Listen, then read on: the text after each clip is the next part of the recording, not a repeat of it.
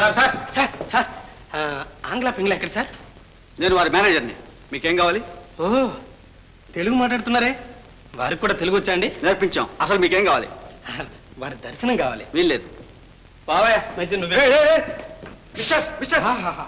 వర్మ, నా కళ్ళకి సుర్మ. నా కర్మ. ఏమి నాట్యం, ఏమి నాట్యం! అమోఘం, అద్భుతం, wonderful, very good, excellent. Mister, ఇక మీరు దయచేయండి. కాదు, మీరే మా ఇంటికి టీకి దయచేయాలి. మిస్ ఆంగ్లా?